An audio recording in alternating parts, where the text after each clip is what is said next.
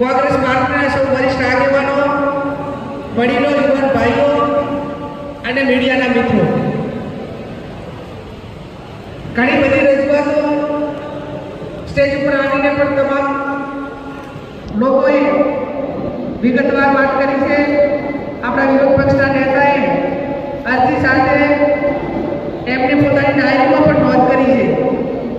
કેટલાક પ્રશ્નો નીતિ વિષયક નિર્ણય છે, ક્યાંક સામૂહિક છે, ક્યાંક વ્યક્તિગત છે, તમામ ડિપાર્ટમેન્ટોના પ્રશ્નો છે.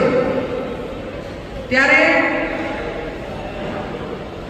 આ જનજાગૃતિ, તમે આ રજૂઆત કરવા આટલા સુધી આવ્યા અને તમારા હક માટે તમે કટી બનશો, એ બદલ પણ હું તમને ખૂબ ખૂબ અભિનંદન આપું છું. કમસે કમ તમે તમારો હક લેવા માટે તમારી સામે જે અન્યાય થઈ ગયો છે એ ન્યાય મેળવવા માટેના પ્રયત્નો કેટલા ટાઈમથી વ્યક્તિગત રીતે કરો છો, તો આજે સ્ટેજ ઉપર કર્યા, ક્યાંક વિભાગમાં જઈને પણ વાત કરી છે. ત્યારે રેલવેનો જે પ્રશ્ન છે, ખેડૂતોને વળતર આપવા માટેનો, આપણી કઈ ટ્રેન તારંગા અંબાજી, એ ખેડૂતોને પૂરતું વળતર મળે એ માંગણી છે.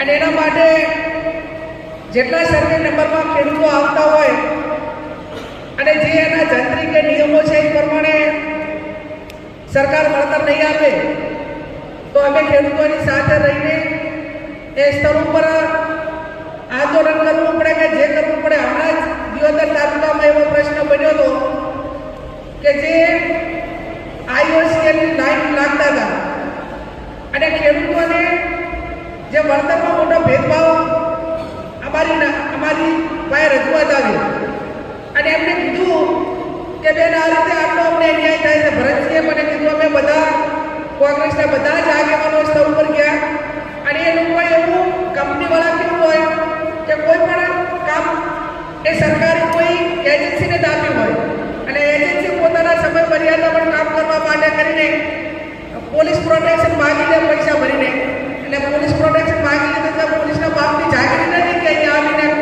કોઈને ખેડૂતોને હેરાન કરે, કે જેમને પોતાનો ન્યાય મેળવવા માટે જે હક હોય એમાં લડતા રોકી શકે. અમે ત્યાં ચાલવા ગયા અને આ રીતે હજી સુધી મને લાગે એને પેન્ડિંગ રાખેલું છે.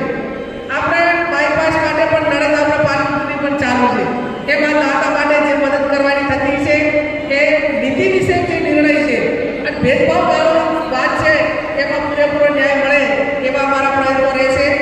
બીજો, અહીંયા આપણે માતાજીના પ્રસાદની વાત થઈ તો એના વિધાનસભામાં બધે જ કોંગ્રેસના ધારાસભ્યોએ રજૂઆત કરી, એમને બે ચાલુ રાખવું પડ્યું. ચીકીએ ચાલુ કરી અને પ્રસાદી પણ ચાલુ, એકદમ જે બંધ જ કર્યું હતું એને બદલે જે બધા ધારાસભ્યો બધા લડ્યા એના હિસાબે એમને આ રીતે કરવું પડ્યું. બીજી એક રજૂઆત હતી દબાણો માટેની નહીં, તો એમાં પણ જે મદદ કરવાની થતી હોય, તમારી પાસે આધાર પુરાવા હોય કે આધાર પુરાવા આપજો એટલે એમાં પણ મદદ થશે. આપણા બે ત્રણ જણે તુલસીભાઈને એમને કીધું કે ભાઈ આ રીતે ખુલ્લેઆમ દારૂ વેચાય વાત સાચી છે.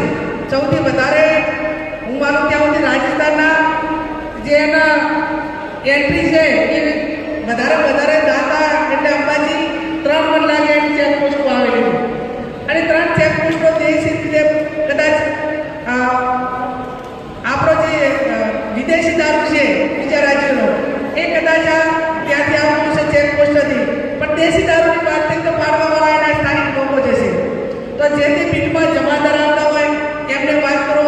આજે જિલ્લા પોલીસ વડા પણ આજે અંબાજીની મુલાકાતે છે અને ખુલ્લેઆમ કહેવામાં આવ્યું કે પોલીસ સ્ટેશનની નજીકની બાજુમાં આ રીતે દારૂ વેચાય છે. તો હું તો એક આખા જિલ્લાનું સર્વે કરવાની છું, દરેક ગામમાં કે ગામમાં ઇંગ્લિશ દારૂ વેચવાવાળા કેટલા, દેશી દારૂ પાડીને વેચવાવાળા કેટલા, બહુ ઓછા બનાવવા છે. આપણે એમને ડાયરેક્ટ વિનંતી કરશું કે ગમે એવડે મોટી દુકાન હોય પણ એ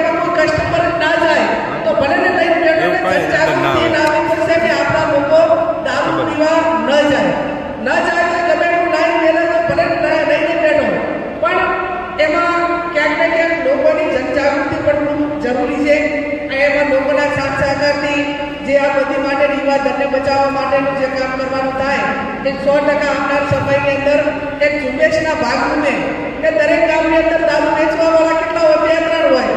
મારવાવાળા કેટલા? 2-3. એક ગામની અંદર 5 કે 6 થી વધારે ના હોય. એમને કંઈક તેને વિનંતી કરશું. જે તે બીટ જમાદાર છે એમને કહીશું કે ભાઈ તમારી બીટની અંદર આટલા જણા દારૂનો ધંધો કરે છે. અને હું આ તમામને રજૂઆત કરવાવાળાને વિનંતી કરું છું કે તમારા ગામમાં દેશી કે ઇંગ્લિશ દારૂનો ધંધો કરતો હોય એનું નામ ને મોબાઈલ નંબર ને એનું એડ્રેસ કે મને વોટ્સએપ કે મારામાંથી અરજી મોકલાવજો. એટલી હું તમને ખાતરી આપું છું, તમારું નામ જાહેર કરવામાં નહીં આવે. અમારે ખાલી લિસ્ટનું મેળવવું જ કરવું છે કે સ્વૈચ્છિક રીતે લોકો કેટલો સાથ સહકાર આપવા માટે તૈયાર છે કે આ ગામની અંદર આટલા છે તો એનું સર્વે આવે અને સર્વેના આધારે જિલ્લા પોલીસ વડાને કહેવાનું હોય, ગૃહમાં કહેવાનું હોય તો એનો ચોક્કસ આંકડો આપી શકીએ કે બનાસકાંઠાના આટલા ગામોમાં આ જગ્યાએ આટલા પ્રમાણમાં દેશી દારૂ વેચાય છે, આ ઇંગ્લિશ વેચાય છે. તો એની કાર્યવાહી હોમ ડિપાર્ટમેન્ટ મારફત કોઈ કરવામાં આવે છે કેમ એ માટે પૂરી કટિબદ્ધ એક જવાબદારીપૂર્વક એ બધીને ડાબવા માટેનું કામ અમે કોંગ્રેસના સૌ આગેવાનો કરશું એવી હું જાહેર જનતાને ખાતરી આપું છું. હમણાં મર્ડરની વાત થઈ, એ મર્ડરમાં પણ જે આપણે પુરાવા રજૂ કર્યા છે એમાં જિલ્લા પોલીસ વડાનું આજે તમે ધ્યાન દોરવાના છીએ. એની તપાસ ટીમની રચના કરે અને એટલું ચોક્કસથી ખાતરી આપીએ છીએ કે જ્યાં સુધી એ હાજી વાસ્તવિકતા સુધી નહીં પહોંચે ત્યાં સુધી ધર્માભાઈને ન્યાય મળે, એના પરિવારને ન્યાય મળે એના માટે પૂરેપૂરા તાકાતથી જે રીતે લડવાનું થાય એ રીતે કોંગ્રેસ પાર્ટી લડીને એ પરિવારને ન્યાય અપાવવાનું કામ કરે. કેટલાક મુદ્દા મેં કીધું સેન્સિટિવ છે કે જે ખૂબ ગંભીરતાપૂર્વક લેવા પડે. એ સાહેબ જોડે જેટલી અરજીઓ આવી છે એનો સાહેબે અભ્યાસ કરશે. જે પ્રશ્નો મને આપવાના હશે એ કાંતિભાઈ પણ છે, હું પણ છું. સંકલન સમિતિમાં લેવા પડે એ પ્રશ્નો સંકલન સમિતિમાં પણ લઈને જે તે વિભાગમાં એનો જવાબ માગશું. સંતોષકારક જવાબને ઉકેલ નહીં આવે તો ફરી પણ એમને રૂબરૂ બોલાવીને જે તમારી જે રજૂઆતો છે એ પૂરેપૂરું શક્ય વાળીનો ઉકેલ થાય અને તમને બધાને ન્યાય મળે એવા અમારા સૌના કોંગ્રેસના સૌ આગેવાનોનો પ્રયત્નો રહેશે. પણ એટલું હું ચોક્કસ કહીશ કે બહુ જે પહેલીની સિસ્ટમ હતી એ આખી વહીવટી તંત્રની અલગ હતી. હવે આખી સિસ્ટમ બદલાઈ ગઈ છે. હવે બધું જ ગાંધીનગરથી દિલ્હીથી નક્કી થાય છે. એટલે નીચેના જે કર્મચારીઓ કે નીચેના અધિકારીઓ હોય એ માત્ર ને માત્ર ચીઠીના ચાકર હોય છે. ધારો કે જિલ્લાની અંદર કેટલો દારૂ વેચવો એએસપી નક્કી કરે અને ત્યાંના ગૃહમંત્રી નક્કી કરે. પછી આ પીઆર હોય કે પીએસઆઈ હોય કે બીટ જમાદાર હોય તો કરીને શું કરે?